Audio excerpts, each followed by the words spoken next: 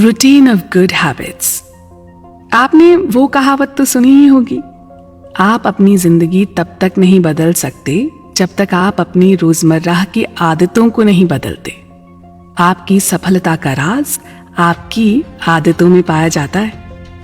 जी हाँ दोस्तों, ये बात ना 16 आने सच है और इसका अंदाजा आपको हमारी इस किताब पर चल रही चर्चा से जरूर लग जाएगा।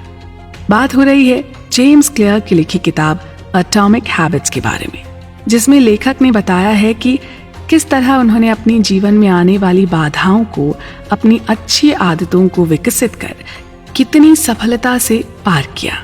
नमस्कार दोस्तों, मैं हूं पल्लवी और आइए चलते हैं बुरी आदतें त्याग कर अच्छी आदतों को अपना रूटीन बनाने की इस यात्रा पर। तो कहानी को आगे बढ़ाते हैं ताकि आप जान लें कि किस तरह लेखक ने अपनी जीवन शैली में बदलाव लाकर अपने लिए सफलता की एक नई राह चुनी। अब चूंकि बेसबॉल की टीम में तो उनकी जल्दी वापसी नहीं होनी थी, इसलिए उन्होंने पूरा जोर अपनी दिनचर्या को बदलने में लगा दिया। अपने जीवन को व्यवस्थित करने के सभी उपाय किए, जल्दी सोने लगे, अपना कमरा साफ सुथरा रखने लगे, अपने अंदर आत्मविश्वास महसूस करने लगे और साथ ही अपनी पढ़ाई पर अतिरिक्त ध्यान देने लगे। नतीजा A grades all the way, और साथ ही साथ कसरत करके अपने शरीर को मजबूत बनाने में जुट गए। देखिए, यही होता है अच्छी आदतें पालने का अंजाम। यही है वो छोटी छोटी बातें जो आपके व्यक्तित्व को निखार कर आपको आम आदमी से अलग बना देती हैं। इतने समय की पॉजिटिविटी, पढ़ाई और स्ट्रेंथ ट्रेनिंग ने सेकेंड ईयर का सीजन खत्म होते होते उन्हें अपनी यूनिवर्सिटी का टॉप का एथलीट बना दिया था। उस भीषण दुर्घटना के ठीक 6 साल बाद उन्हें एक ऐसा सम्मान मिला जो उनके देश में मात्र 33 लोगों को ही मिला था। ग्रेजुएशन खत्म होने तक उन्हें अपने कॉलेज का सर्वोच्च सम्मान प्रेसिडेंट्स मेडल भी मिल चुका था। ये सब जाहिर करके वो कोई डींगे नहीं हाँक रहे, बल्कि बस इस बात पर बार बार जोर देना चाहते हैं कि अच्छी आदतों के परिणाम से आप कहां से कहां पहुंच सकते हैं। हम में से कौन है जो अपने जीवन में चुनौतियों का सामना नहीं करता, लेकिन उनके अनुभव से भी जो न सीख पाए उसका जीवन व्यर्थ है। जो बदलाव अक्सर छोटे और महत्वहीन लगते हैं ना, उनका निरंतर पालन करके आप बहुत अच्छे और अनुकूल परिणाम हासिल कर सकते हैं। कई बार कुछ लोग रातों रात सफलता भी पा जाते हैं, लेकिन अक्सर ये प्रभाव धीरे धीरे होता है और ये जीत भी बहुत छोटी छोटी होती है। यहाँ लेखक की माने तो हमें बहुत छोटी से ही शुरू करना चाहिए और चाहे गति धीमी ही क्यों ना हो, हमें निरंतर इस प्रगति के पथ पर चलते रहना चाहिए।